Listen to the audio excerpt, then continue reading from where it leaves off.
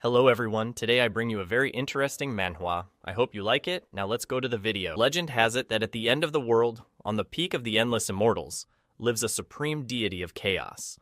His strength is unfathomable. There is nothing in the world that could be his enemy. For tens of thousands of years, he has ruled the world, committing countless evils. Some people feel fear just by hearing his name. Some people worship him as a god out of fear. His name is even used in parents' stories to educate their children. He has countless disciples. All his disciples became the greatest warriors in the world. There is the demon queen of the demonic path, the demon queen of the West, the empress of the West, the incarnation of Yama, even the leader of the immortal alliance, Junkie. All of them were his disciples. And this incredible person, yes, he was the protagonist, named Dao Mingzi, who was being attacked by an immense fireball, so vast and powerful that even the lake surrounding the protagonist peak trembled. However, as if it were nothing, he deflected it. While drowsy, he remarked that although they wanted to kill him, they shouldn't use their ultimate move first. It would bring bad luck. And with a disappointed look, he addressed his disciples who were betraying him. Before him, thousands of dragon ships and all sorts of creatures had gathered to face him. One of the bystanders reported to his commander how he had deflected that powerful attack as if it were nothing. The bystander's commander, confident, said that if he couldn't kill him today, he wouldn't have come. He was the marshal of his army, one of Dao Mingzi's disciples. And crying, the marshal said that his master was incredible and he expected nothing less from him. Even while crying, he shouted for all the generals to hear. The demon of the immortal peak had already destroyed the defensive formation. He proclaimed to kill the demon for the holy cause and protect his country. And with his words, he moved all his subordinates, who shouted in great unison, all stirred by the words of their marshal. The protagonist, smiling, commented that moving all these people in such great numbers was quite a scene. Still smiling, he questioned his disciple if he truly wanted to kill him. A mysterious figure interrupted their conversation and commented that the army would not be necessary. Then he remarked that they should let him, a poor monk, face the demon first. He too was one of the protagonist's disciples. The protagonist approached the monk and commented that it would be a little difficult. The monk, who so highly praised his treasures, was caught off guard when the protagonist commented that his treasures were useless and worthless. While wondering where he had bought the treasures, the monk launched a powerful strike against the protagonist.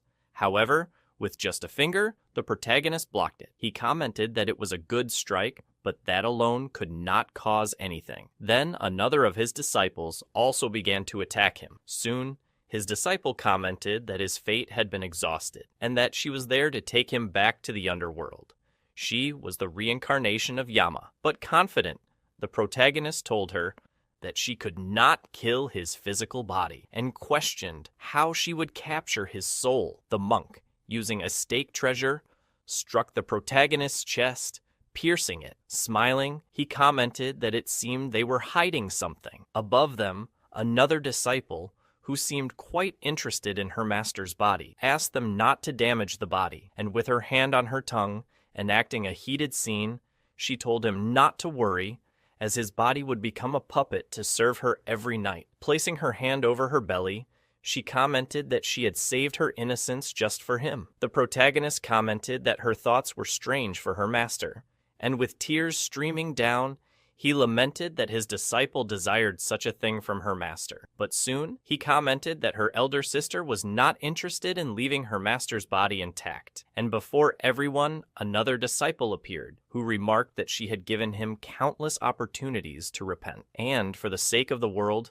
and the common people, she declared that she would have to kill him. Standing before him was his disciple, the leader of the Zheng Alliance, the immortal of the sword. The protagonist sighed and commented that it seemed this time he had been caught. And then he said, "Dear disciples, since they want to kill him so much, he says he will not resist." The disciple of the Alliance, surprised, asks if he is serious and if he is accepting defeat. However, he makes a very strange grimace. The protagonist comments that, of course not.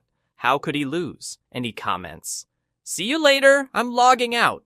And suddenly, he disappears, leaving everyone shocked. One of his disciples comments that she is surprised he disappeared so suddenly. He must be very strong, and looking at her elder sister to know her opinion, she catches her by surprise. She starts falling into tears, sobbing. Soon, everyone around her begins trying to comfort her so she can calm down. However, she sobs so much that she can't even control herself. The disciple who wants the protagonist's body thinks that she likes the teacher so much, but she refuses to say it out loud.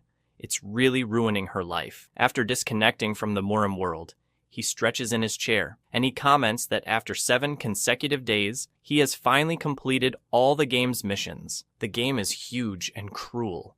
It doesn't even allow saving. If not for the mysterious reward, he would have uninstalled it a long time ago. His name is Chu Sheng. He is a model otaku with a good appearance. A week ago, a game called Omnipotent Cultivation System appeared on his computer for no reason. When he was about to delete it as trash, he noticed something different. This game claims that the player can conquer all the female characters. After completing all the missions, it was said that he would receive a mysterious reward. In the end, he had decided to try playing the game only for the great mysterious reward. Remembering those girls makes him feel like they really are his type. However, the way to obtain the great prize was to transform into Dao Mingzi and do whatever was necessary in the game. So, he practically manipulated magical animals. He even rejected the feelings of his disciple. While stretching, he comments that luckily, it's just a game. If by any chance he were transported into this game, he would be killed for every possible crime. Excited,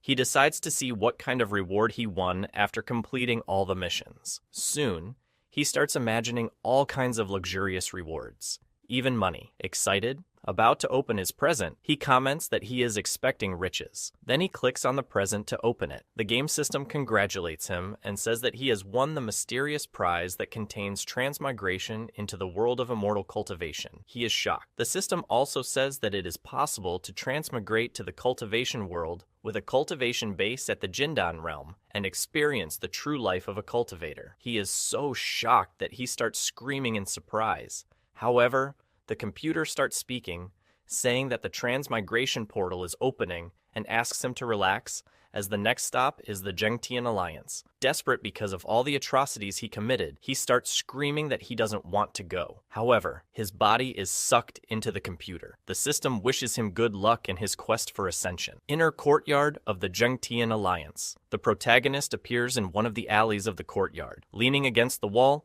he vomits due to all the chaos caused after being transported. While looking at the system floating beside him, he questions whether the transmigration could have been smoother. The system responds that it is a slight disorientation and asks for the host's understanding. Going straight to the point, the protagonist asks where he has been transported. This place looks familiar. The system responds that, according to the navigation system, the host's current location is the inner courtyard of the Junkie Alliance. Surprised, the protagonist calls the system damned. While asking if it chose the Junkie Alliance as the starting point for him to die, he immediately starts begging to return. The system responds to the host that if he wishes to return to his original world, he must cultivate until the Mahayana realm to unlock the multiversal travel function. The protagonist utters a low-class curse and comments that he needs to survive first. Due to all the murmuring he is making, some disciples of the Junkie Alliance are looking for the source of the noise. To avoid being discovered, the protagonist begins to climb the wall to escape them. He jumps over the wall and starts running on the other side, until he finds an open window, and to hide from the guys, he jumps through the window. However, what he did not expect was that this window belonged to the room of a maiden who was bathing. The surprise is so great that he becomes paralyzed, staring at her. Soon, the two keep looking at each other until the protagonist falls into reality and begins to say goodbye to his humble life that was about to be obliterated. The girl,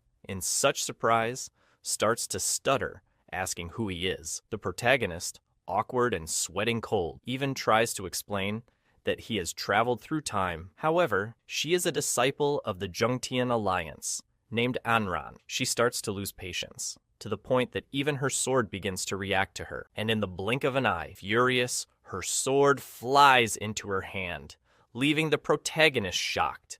Pointing her blade at his neck, the girl screams at him, calling him a pervert and telling him to go to hell, and she strikes at the protagonist with her sword exuding aura. But the protagonist manages to dodge in shock. While he was commenting for her to let him explain, she did not want much conversation, which made the protagonist make a decision, and soon he jumps on top of her, who was only wearing a towel, and in the blink of an eye, he took the girl's towel away. She screamed, calling him a pervert. Holding the towel, the protagonist asked what she was going to do now, being naked. She does not respond until then. The protagonist begins to remember that he liked it for being somewhat old-fashioned. He also thought that she would be too scared to make any move, thinking she would let him escape so he wouldn't see her. But seeing her back, he feels that it is quite a stimulating sight. He thinks about putting more pressure on her, and spinning her towel,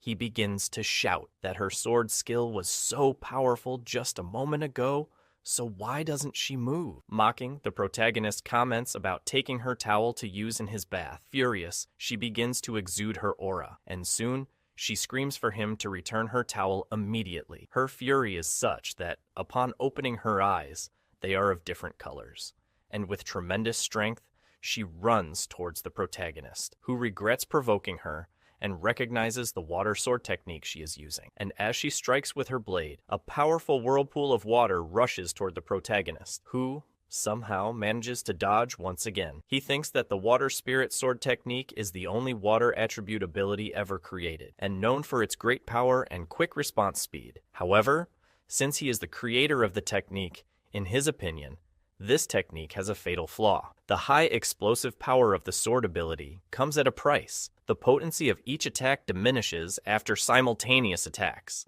Somehow, the protagonist keeps dodging while she attacks him with her body completely exposed to him. While he was dodging with great difficulty, suddenly, he gains confidence and grabs her blade with his hands, and by releasing his aura, the protagonist manages to immobilize the blade. The blade soon begins to crack, to the point of breaking completely. Closing his eyes, the protagonist smiles and comments that she, unfortunately, bought a counterfeit. The protagonist thought that after demonstrating this to her, she should feel scared. However, it was not what he expected. She slaps him across the face with an open hand, catching him completely off guard. Seething with anger, she says that this Zhuan Spirit spiritual sword cost her a lot of money. Grabbing the protagonist by the collar, she questions how he will compensate her, and suddenly lowering her head, she comments that in 7 days, there will be a test. How could she deal with Zhang Yuhang from the outer courtyard without a spiritual sword? The protagonist returns her towel and comments that he has no money, but he promises to compensate her and says that it is not necessary to make too much noise as it could attract outsiders who might see her. Soon, she remembers that she is completely naked. Embarrassed, she covers herself with the towel. She starts thinking that if he destroyed the spiritual sword, he shouldn't be an ordinary person. Soon, she begins to see the protagonist as an opportunity. Still embarrassed, she also comments that she can let him go, but he must promise something. The protagonist, finding it interesting, asks what it would be. With her eyes closed, she comments that in 7 days, the Alliance's disciples will take a test. The prize is a high-grade spiritual sword. However, this time, the test is an all-against-all battle. The protagonist, shocked, deduces what it would be. Grabbing him by the collar again, she says that she needs him to help her. However, the protagonist had refused. She is surprised that he still denies it. The protagonist comments that he does not want to. However, he changes the subject and asks her to get dressed first so they can talk. Embarrassed, she yells at him to turn around. The protagonist turns around. He feels tempted to take a peek. While getting dressed, she comments on how important that spiritual sword is to her, and she mentions that he should pay for the things he breaks. Showing an emblem, she remarks that if he does not compensate her, her opinion matters, and if she says something, the leader of the Alliance would probably cut him into pieces. The protagonist quickly recognizes the golden emblem of the Zhengtian Order. If she spreads rumors, the entire Righteous Path sect would come after him. He recalls that only 3 people in this world possess the Zhengtian Order, and one of them is his disciple, who once mentioned that she had a disciple she had found who was trying to join the Zhengtian Alliance. The protagonist is shocked that his disciple was referring to her, the direct disciple of the leader of the Zhengtian sect, Anran, the protagonist's disciple. While fixing her hair, She calls the protagonist a pervert again and comments that she is impressed he knows who she is. Crying in his thoughts, the protagonist begins to lament having run into her so soon. If she really tells Ahran, he will definitely die. She comments that now that he has decided to cooperate, she asks if he truly agrees to the trial. The protagonist thinks he will go along with the superficial promise, and when he finds an opportunity, he will escape. Shouting, he agrees with her. However, what the protagonist did not expect was that she would put him in a cell. From outside, she comments that tomorrow she will be waiting for him at the martial arts training ground. The protagonist shouts at least for her to give him a bed. He bangs on the door to be released, but she leaves. Gritting his teeth, he gives up and sits on the ground while lamenting that he is the almighty Dao Mingzao. He never imagined ending up like this. Suddenly, a bucket of clothes falls to the ground, scattering her undergarments. Curious, holding the bottom piece, the protagonist comments that he should not look at them as he throws them, while commenting that he did not expect the clothing of this world to be so advanced. However, what he did not imagine was that the system, in the form of a beautiful girl, comments that she did not expect the host to have such fetishes. But since she appeared so suddenly, the protagonist gets startled and punches her head, causing a lump to form. Whimpering, the system comments that the host knows nothing about compassion. Whimpering, she yells that she is the omnipotent system of immortal cultivation. The protagonist remarks that it was her fault, pulling her cheek. The protagonist asks what she means by compassion. She left him in a very dangerous place and says that she does not even have compassion for him, while feeling pain from having his cheek pulled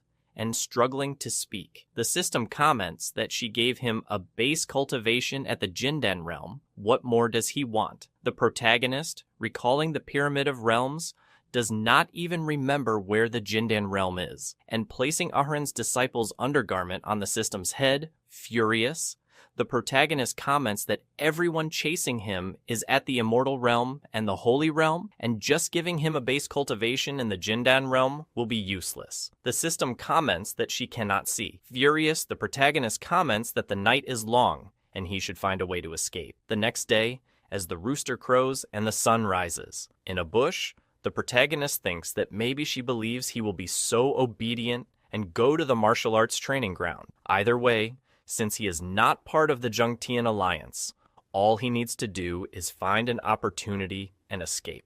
Some young ladies comment that there is a strange bush moving. One of them comments that it might be a pervert and suggests they tell their senior sister. Still in the bush, waiting for an opportunity, the protagonist notices a commotion. In the middle of this commotion, there is a young man with red hair and a rose in his mouth, with elegant movements. With each movement, he utters a word about Ranran's beauty. While kneeling, he flirts with her. The extras around were commenting on the bad reputation of the young man who only relied on his family. While passing by and hiding, the protagonist hears the extras whispering. Some commented that his father was a great martial master and that no one could offend him. However, without hesitation, Ranran had rejected his feelings, leaving him completely shocked, and changing his expression completely, he starts shouting, saying that she shouldn't underestimate him in case the Zhang family stops financing the Junkie alliance tomorrow. And when the time comes, the leader of the alliance will be investigated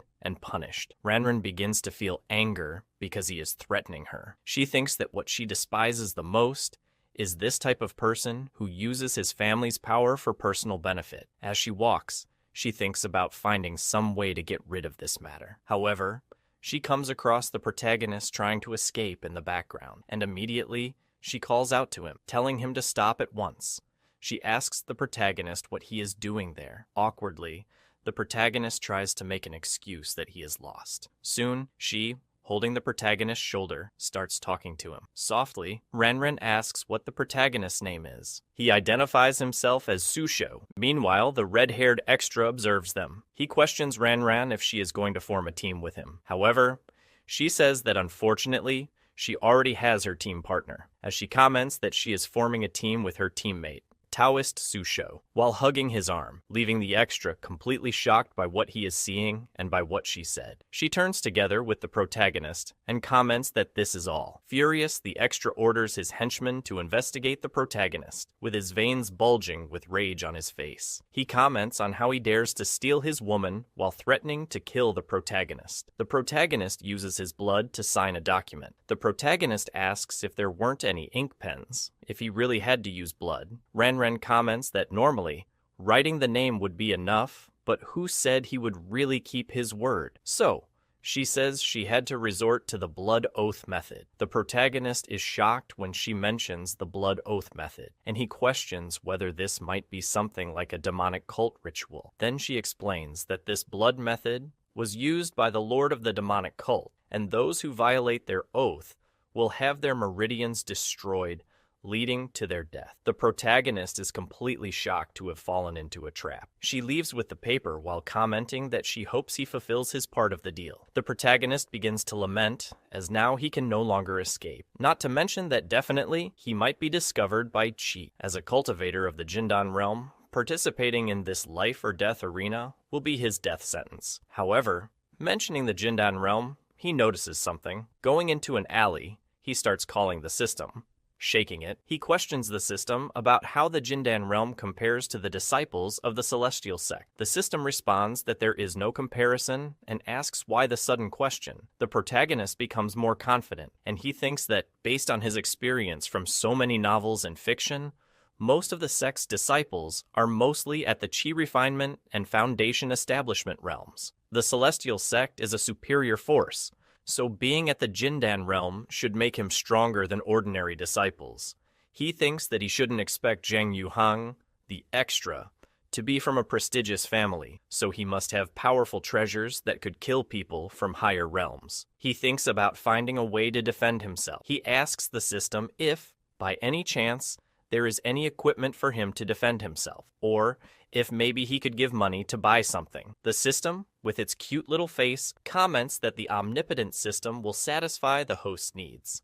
And soon, a window appears, unlocking the mission system. The first mission is to slap the patriarch of the Zhang family. The second mission is to lift a female cultivator's skirt. The protagonist comments that the first mission could only be a joke. And as for the second mission, the protagonist comments that he is not the type of person who would do such things. The system comments that the reward for completing the mission would be 100 spirit stones. And just 3 minutes later, the protagonist appears with his face deformed, with a bruise from a slap by some girl, and shamelessly asking for the money. He goes to a store. The seller recommends the artifact he prescribed for him as one of the best grades the sect could produce, and that he wouldn't find another. While holding it, the protagonist comments on whether it could really withstand attacks from cultivators below the Jindan realm. Confident in his product, the seller tells him not to worry. His store would refund 10 times the item's value if it were a forgery. If they say it resists,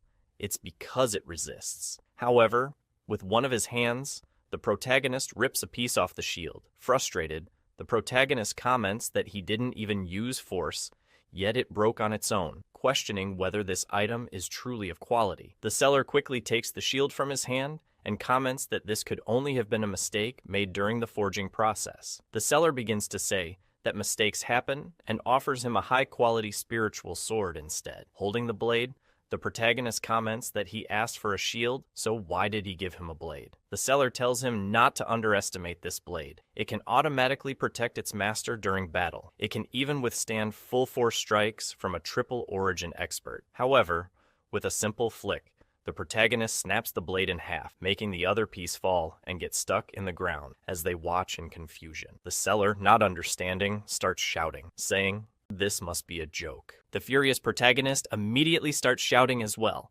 saying that this store is scamming its customers. Wiping his sweat, the seller tells him not to worry.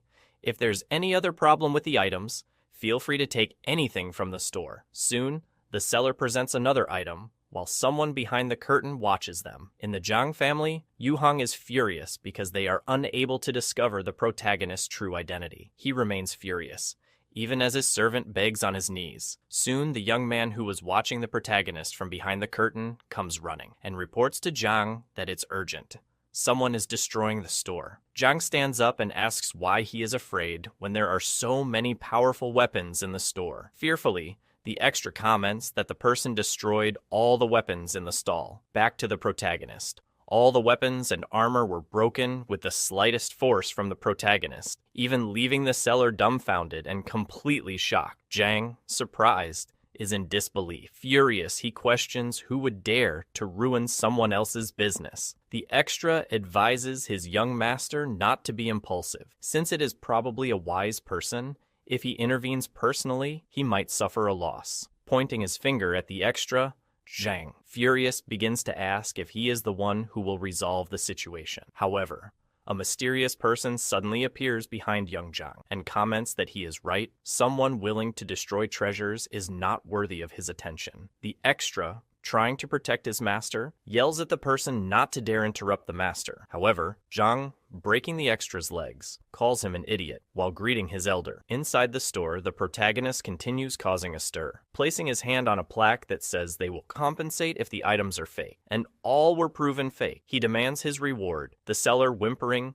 comments that he destroyed everything in the store, so there's nothing left to give him. The protagonist, pointing to a box, comments that there's that. The seller says that is the most prestigious treasure in the store. With his quick hand, the protagonist says he will take it. The extra comments that he mustn't, but it's already in the protagonist's hands. Opening the box, he comments that since it wasn't on the counter, it must not be fake. He opens the box and finds a curious item. Spinning it on his finger, the protagonist comments, "Isn't this the trash item I discarded before? Why has it become a precious treasure?" As he spins the item in his hand. Some extras, along with Zhang, approach and shout to seize him. Quickly, the muscular extras restrain the protagonist. Zhang is pleased that it is him causing a commotion in his store. The seller tries to explain, but Zhang is already decided and comments that he will teach a lesson to whoever dares compete with him.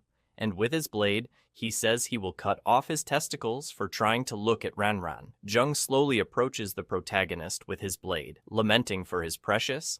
The protagonist shouts, calling him a pervert. The protagonist asks them to let him go, and lands a kick on his chin, sending him flying against the shop's ceiling. The protagonist is surprised, since he didn't even use much strength. Outside the shop, some rumors start spreading about noises coming from the treasure shop. Seeing that the extras have let go of him, the protagonist picks up his item and decides to leave. However, the elder appears, telling him to stop. The elder comments that he destroyed his shop and even injured Zhang, asking where he intends to go. The protagonist immediately notices the powerful aura of the person, questioning who they are. The kneeling extras start calling him an elder, making the protagonist fearful, as he is the elder of the Zhang family. Remembering the previous rumors about Zhang's father, it makes him think that the elder must be even stronger. This leads him to consider that perhaps his level is in the Earth Immortal realm, and with the palm of his bruised hand, the elder uses his meteoric palm technique against the protagonist. When he was about to be hit, the protagonist shouted for him to wait so they could talk. A great explosion destroys part of the shop. After being hit, however, the protagonist remains intact, not even feeling the slightest pain. He wonders if it might be because of the mask. Maybe it has high defense. The elder is surprised that he withstood his attack and asks if perhaps he has a treasure that blocked his palm. But confidently, the old man questions how he will manage when he can no longer move, and he uses another powerful technique, this time running toward the protagonist. However, before he is struck, at the last moment, Ranran appears and protects him from the elder with her new blade. She comments that private battles are forbidden within the Zhengtian alliance. The protagonist starts shouting for her to protect him, or else he won't fulfill his part of the contract, and he begins hugging her legs. She yells at him to let go of her. The elder dissipates his energy. Furious, she questions how he could enrage the elder of the Zhang family. The protagonist explains that they sold classified products and promised him compensation 10 times the value, but they refuse to compensate him, and if they calculate what they owe the protagonist, it would be in the millions. After hearing the word millions in spirit stones, her eyes even start to shine, and with a completely different posture, she tells the elder that according to the shop's rules, She advises them to quickly bring the spirit stones. The elder questions whether she is really willing to go against his family, and he comments that there aren't many people supporting the Jungtian alliance. She says she doesn't mind offending the Zhang family for several million spirit stones. In fact, if she has to use the power of the Celestial Order, she will. The protagonist comments that her words are very aggressive, while thinking that her words are confident. Looking at young Master Zhang, the protagonist gets an idea. The two are in a battle stance. She recognizes that her opponent is the elder of the Zhang family. However, before they start the battle, the protagonist shouts for them to look at him. Raising a piece of paper, he says, "I've already prepared the promissory note for your young master. Next time, make sure you have 3 million spirit stones ready." The elder is shocked since it was a blood contract just like the one the protagonist forcibly made with Ranran. They flee from the elder. While running, Ranran comments that since she risked her life to protect him, they should split the profit 70-30. The protagonist is shocked that she wants 30%, but shamelessly, she says she wants the 70%. An extra asks if the elder is really going to let them escape. The elder says to take Zhang home for treatment, while stating that his family's possessions cannot be taken just like that. And as he says to let that boy become the vessel for the resurrection of his ancestor. The protagonist goes to soap her, but he still doesn't understand why he is trapped with her. She tells him to stop yelling and look the other way.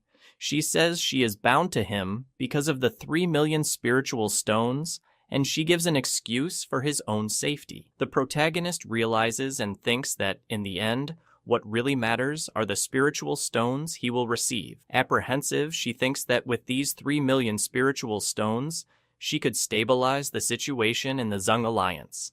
She also hopes that her master will come out of retreat soon. She gets excited about the tournament and pulls in such a way that the chain ends up breaking, and the protagonist runs off. The protagonist still thinks it will be complicated to escape from the Alliance and his former disciple, but then he remembers the mask he had discarded in his past life. He says that it has the function of concealing spiritual energy and wonders why he is able to block even people at the earthly immortal level. He then questions the system if there is any scanning function and if this mask has any function different from when he used it before. The system says it is locked. Curious, the protagonist asks, "Were you right? You don't have any useful abilities." The system says that the load was too large, which is why some of the system's data was lost. The protagonist feels bad and asks what to do to recover it. The system, calling him a mediocre user, asserts that since he accepted the transmigration package, he should take responsibility. The protagonist asks what responsibility, saying that in this world of ghosts and demons, what can a simple golden core cultivator like him do? The system says that, in fact, his cultivation can improve. Excited, the protagonist says he knew it was hiding something and demands that it help him cultivate right now. As he holds the system tightly, she calls him an idiot and tells him not to refer to her like that, asking him to stop touching her. After a slap from the system, she says that what is best is for him to recover the lost game data. The protagonist asks how to recover it. She says that the game data is lost all over the continent, most likely in places he visited while playing. If he decides to recover the data, he will become stronger. He must complete the game, but this time in real life. Excited, the protagonist says that, in the end, she just wants him to take another round in the game, but since he already played it, this should be easy. It's not a game he can't complete. The system claps and says that he is right, but he must remember to obtain spiritual stones to repair the system. While talking to the system, he forgets about the girl who was bathing and asking for more water. He quickly hands her more water. The system then says that he has completed the mission of hitting the ancestor, so he demands his damn reward. The system says the mission was to hit the ancestor, not the elder. Not understanding, the protagonist questions her. However, the mask suddenly starts emitting sinister purple energy, and immediately, one of his ancestors appears, exclaiming that he is finally free after years, and that he has found a suitable vessel. In the Zhang mansion, the patriarch is furious that his elder was humiliated by a mere boy. Zuo says he did not act because the boy took the sacred mask, which contains the soul of the ancestor, making him the perfect vessel for the ancestor to take over and use as his body. The patriarch then calms down. The patriarch says they should take the opportunity for Hang to see reality, and tells Zuo to heal him. The patriarch turns and says that this is the perfect moment to act. Now he just has to wait for his ancestor to take a body for everything to go as planned. After all, it is the patriarch's father who is the first genius in the history of the Zhang family. The ancestor above them, with his immense energy and his body materialized as a massive spirit, comments that he will teach them the true power of the dark arts. The young lady, embarrassed, covers herself with a towel and orders the protagonist to stay behind her. The ancestor then attacks them with dark smoke. This attack is not physical, but directly targets the soul. Upon being hit, she faints instantly. The protagonist pulls on the chain, trying to wake her up, but to no avail. Zuo, saying that he is still standing, tries this time to take the protagonist's body. However, as soon as the attack hits him, he notices something different from what happened to her. Surprise! He complains about not feeling anything. He even thinks that maybe it's because they are travelers between worlds and have no soul. Since he is sitting, you thought your attack had already taken effect. Soon, he moves to try to consume the protagonist's body, to enter his mind. However, inside the protagonist's mind, the ancestor becomes confused, as inside it is an immense empty space. And suddenly, when distracted, the ancestor receives some attacks on his face. Curious, he starts firing his attacks without seeing what it is that slapped his face. After the attacks, he encounters the system, which easily dodges his blows. An ancestor who looks like Squidward realizes that his soul is quite peculiar and takes the form of a woman, making him wonder if perhaps he is a transvestite. However, the protagonist, with his soul, lands a blow on the ancestor's face.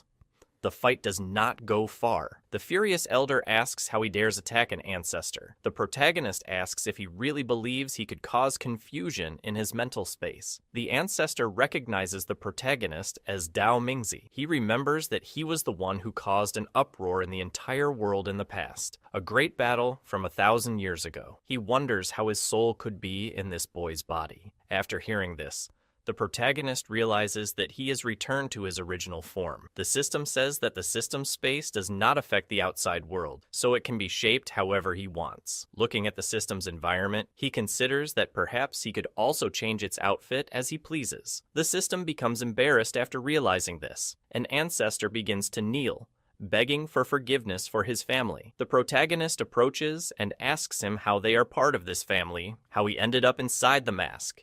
The ancestor explains that when he was about to die, to survive, he ended up sealing his soul inside the mask so as not to perish. The protagonist slaps his face and, looking at the system, says he has humiliated an elder.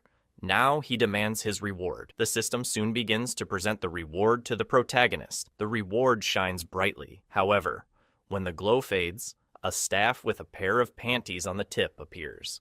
Seeing this, the system congratulates him and claims it to be a divine artifact, the banner of the eternal soul. Furious, the protagonist throws it to the ground, questioning whether this really is the banner of the eternal soul. The system explains that it is a divine artifact recognized by the system, and if he doesn't know how to use it, it is due to his lack of vision. Observing the artifact more closely, the protagonist thinks that these panties on the tip give off an extremely familiar and powerful sensation. He quickly realizes that he shouldn't judge by appearances and begins to wave the artifact. As he does, the system explains that using this object requires 100,000 spiritual stones.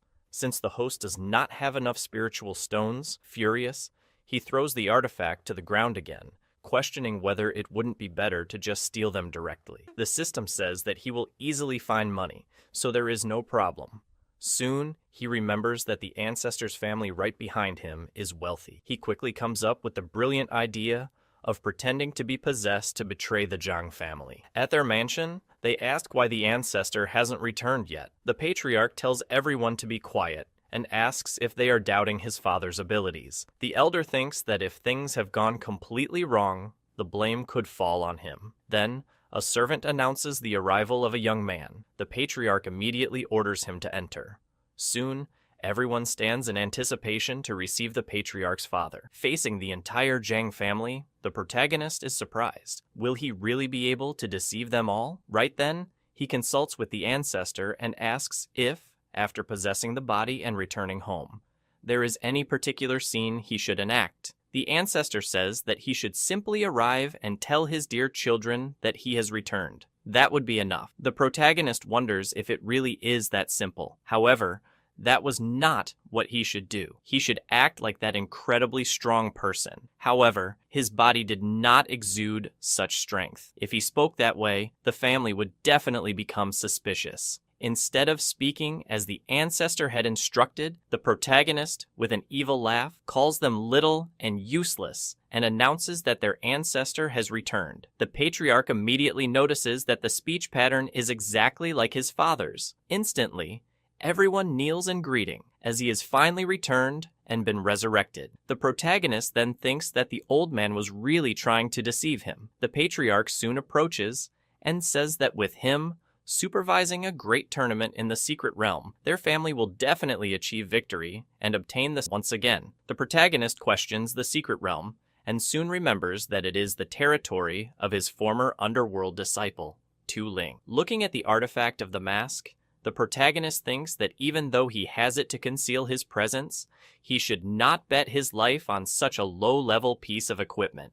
So, he intends to go straight to his objectives, looking like a macabre figure to everyone who feels a chill. He then twists his expression and says that he has just possessed this boy's body and needs to recover. If the matter of the secret kingdom is to be discussed, it must be later. The patriarch declares that the grand tournament is about to begin, and its success or failure will affect the entire family. Shouting and pointing his finger at them, the protagonist questions if they do not understand what he means. He needs many spiritual stones to recover his strength. So, what are they waiting for to acquire them? The patriarch understands and orders a great elder to bring the family's available riches. However, the boy Jiang notices that the ancestor is supposedly acting strangely and commands the great elder to wait, saying that he is deceiving them. Pointing at the protagonist, the boy says he bets that the protagonist is controlling the ancestor and is imitating him on purpose. He then justifies that the ancestor would never ask for the family's riches and his previous possessions. He claims that this is very strange. The protagonist soon realizes that the boy is very perceptive, so he decides to act more seriously. Kicking the boy, he calls him a scoundrel and asks how he dares to doubt his ancestor. Now he will pay. A question arises as to whether he was too harsh. But the patriarch remembers a moment when an elder did the same to him and explains that this is his way of expressing love. The patriarch then asks his father to hold on, and the protagonist agrees. The patriarch orders a young man to cultivate and heal himself. The protagonist thinks that his strength at the Golden Core stage is quite good, but there are many people around to test him directly. The patriarch announces that they have brought all the family's wealth, and when the protagonist opens his eyes, he is surprised by the amount of riches. The patriarch apologizes, saying this is all they can provide at the moment. The protagonist, quite satisfied, says that it will be enough. While appreciating the wealth, he thinks that he did not know this family was so rich, with so many spiritual stones. He could use them on the Eternal Soul Standard. Then, he considers choosing someone from the family to enter the standard and prove how strong he is at the Golden Core stage. However, the protagonist's friend suddenly appears with the royal decree in her hand, demanding that they return her younger brother. The protagonist is frustrated that she appeared right at this moment. The patriarch releases his energy while saying that she is too naive and that this decree might fool the guards, but not him. She asks if he does not recognize it and whether his family intends to rebel against the alliance. The patriarch states that rebellion is impossible, but he has heard that the leader is currently in seclusion. He then threatens her, saying that if a disciple disappears, nothing will happen. She, apprehensive, says that he could not kill her before she informs her master. However, before the fight begins, the protagonist steps in between them and intervenes. Looking at the patriarch, the protagonist asks if he has not heard that he will compete alongside this girl. If he kills her now, how will he fulfill the family's plans? The patriarch realizes he was reckless, but inside the protagonist is furious because he has just risked his life to save her. So, he will not return the money owed. She notices this and questions why the patriarch called him father, and whether he has been possessed by something strange. The protagonist is surprised that she is getting more and more involved in a dangerous situation. If they find out about them, they will be doomed. His sister would not forgive this. The patriarch states that since this girl knows his identity, how could she help him fulfill their family's great plan? The protagonist says he has his methods. Pointing at the spiritual stones, the protagonist tells her to become his pupil and cultivation furnace, and then he will give her as much as she wants. She is amazed by the number of spiritual swords present. Suddenly, the protagonist places his hand on her head and shouts, "Take my black flames that burn the soul!" The family members start murmuring, questioning what kind of technique this is. In a low voice, the protagonist orders her to follow the plan. She immediately realizes that the protagonist might be pretending to be possessed to rob the Zhang family, making her think he might be a genius. In a hushed tone, the protagonist tells her to fall asleep quickly. Performing a mediocre act, she starts screaming about a soul attack, eventually claiming that he is controlling her and turning her into his puppet. The entire family begins to praise the protagonist, saying that he truly is the Alliance's greatest prodigy. Quietly, she reminds the protagonist not to forget to share the money with her. Then, he shouts for the whole family to hear, "In 5 days, they will depart for the secret kingdom of Huagi. They say that in the secret realm of the arid bones, a land full of life where all creatures thrive, 1,000 years ago, Dao Mingzi massacred living beings for 1,000 days to create a great demonic treasure. He turned the land into a field of corpses infested with vengeful spirits, transforming it into a kingdom of death that spawn countless monsters and ghosts. The purpose of this competition is to venture deep into the secret realm and recover the divine sword Junkie, which the Zhongtian Alliance lost. Frustrated, the protagonist, Kansei, who was exploring the area and talking a lot, questions the patriarch about the purpose of these life swords and whether they are truly necessary. The patriarch explains that the divine sword is the key to opening the treasure gate of the Celestial Alliance. Originally, it was a weapon of Qi Xiao, the leader of the Alliance, but even she lacks the resources to train her own disciples. However, 100 years ago, a disciple in training discovered that the divine sword was hidden in the secret realm of the arid bones. Since then, every 10 years, the Serial Alliance sends disciples to try their luck in the secret realm with the goal of recovering the divine sword. This time, however, with the help of an ancestor, they are certain that the Zhang family will be able to obtain the divine sword. With the treasures accumulated by the Serial Alliance over more than 1,000 years,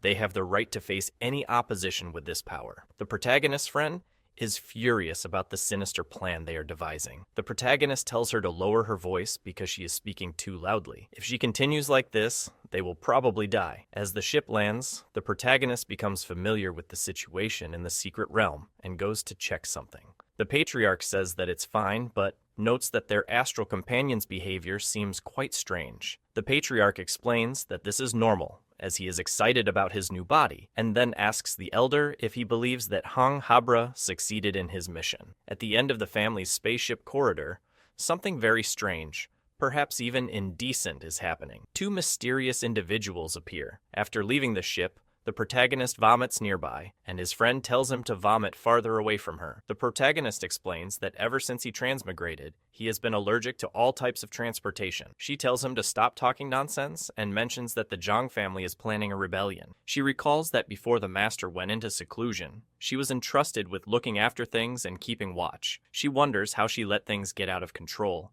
and quickly realizes that she must report to Mercia immediately. As she is about to leave, the protagonist grabs her and tells her to wait. He reminds her that the leader of the Alliance is in seclusion and questions whether she really believes she can contact her now. In truth, the protagonist is afraid because if the leader really returns, he would be dead before the Zhang family even discovers him. He then asks if the master has anyone else she trusts besides her. She reflects on the situation and comments that the Serial Alliance was originally created to defeat the Great Demon. Any family or force willing to fight against the demon can join, and all kinds of people exist within it. The master is the only one capable of keeping them in check with her immense power, which is why the Alliance quickly became the main force of the righteous world. The protagonist then asks just how deep the resentment toward the leader of the Alliance runs for them to go as far as sinking their own sect. She explains that ever since the master entered seclusion, She has not been able to control the elders of the sect, and she can clearly sense that these people have ill intentions. They have merely been waiting for the right moment to act. If they could find the divine sword first, they might not be in such a defenseless position. The protagonist tells her not to worry, explaining that in this world,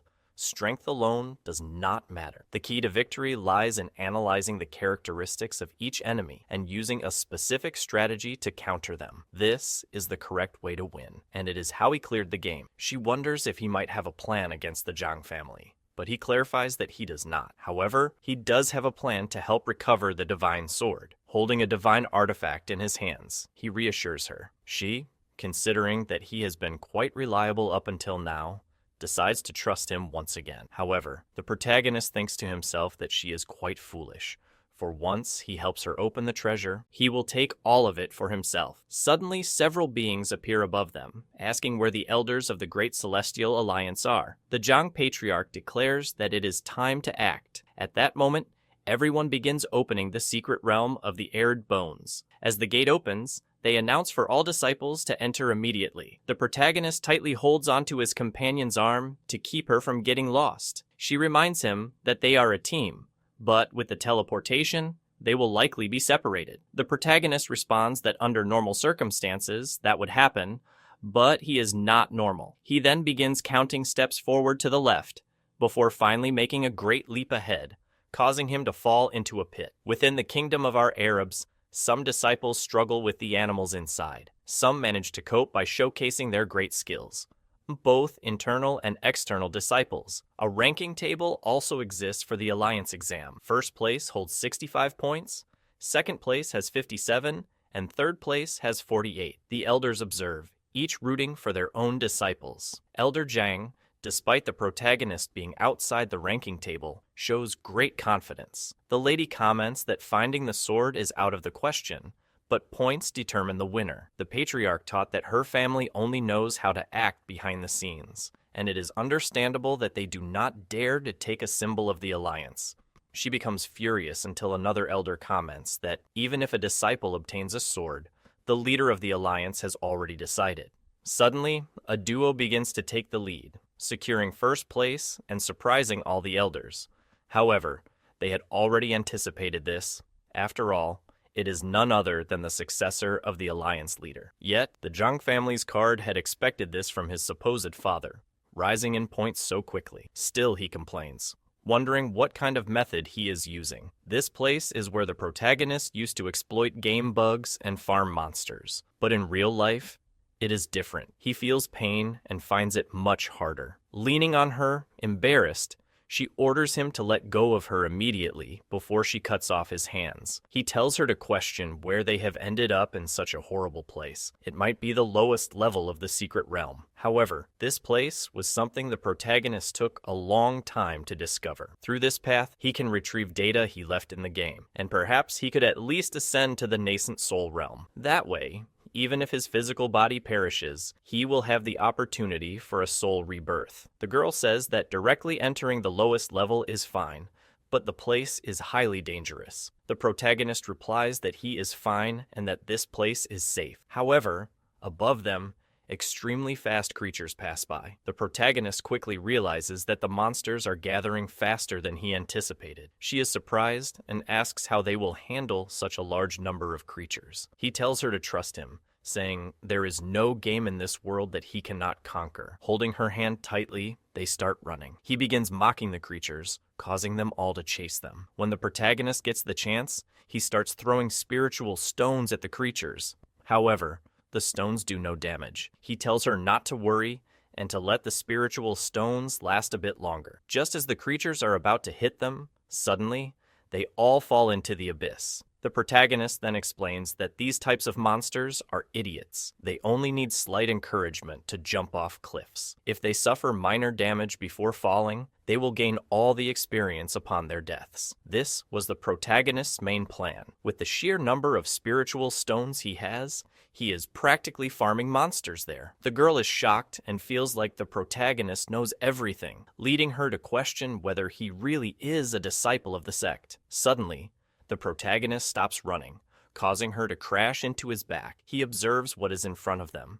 They appear to be elite dead. Perhaps he cannot lure them to fall into the abyss. Most likely, they can only pass if they defeat them. Warming up, the protagonist prepares to test his current strength. Shocked, she asks if he really intends to face them head-on, as even she is unsure if she can defeat them. The protagonist, almost in tears, begs her to remove his shackles so he can fight better, but she refuses. Since that is the case, the protagonist charges at the creatures with his golden rank level punch. From her throne, a disciple seems to have sensed something, making her move quickly. Thinking that Dao Mingzi has arrived there, she intends to leave his soul behind so he can slowly pay for his past bad habits. The protagonist lands his strongest blow against the creatures, only to be surprised by how powerful the Golden Core Realm cultivation is, making him wonder if he might be an invincible protagonist. However, his attack does not leave a scratch on the creatures.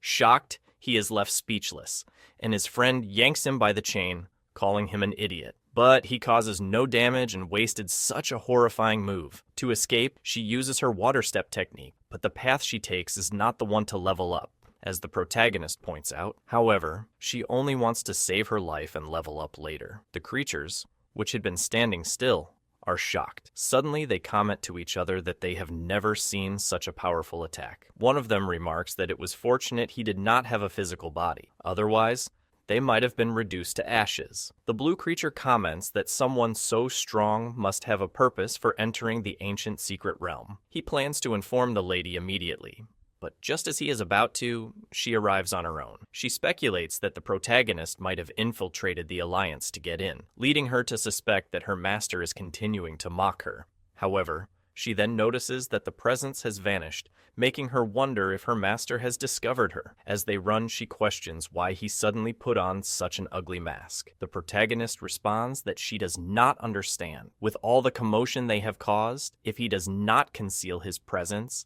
they will be discovered. However, she is an ancient disciple, and this is her territory. She then begins using a skill called Augmented Perception to locate her master. The protagonist shivers, sensing danger. The protagonist warns that they cannot use the shortcut, but there are too many monsters on the main path, so she will have to protect him well. She tells him not to worry.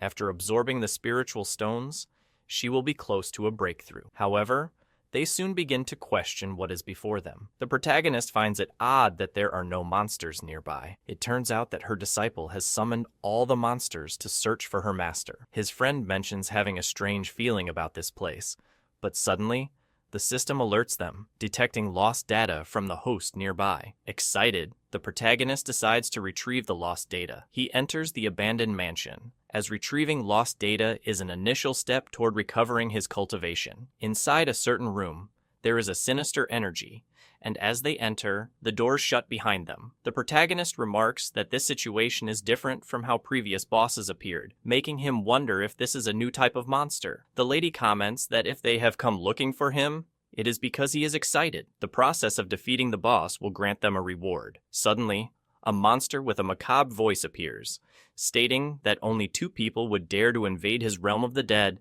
and asks if they are ready to receive their final judgment from the supreme beings of the secret realm. Meanwhile, the 2 extras, who are busy defeating low-level monsters, are impressing the sect girls with their abilities. However, they begin to notice that the creatures are suddenly fleeing. One of them speculates that the creatures must be afraid of something. The other extra comments that, most likely, the creatures are trembling, for with their low intelligence, they fear for their lives. Just then, something macabre and terrifying emerges from a cliff.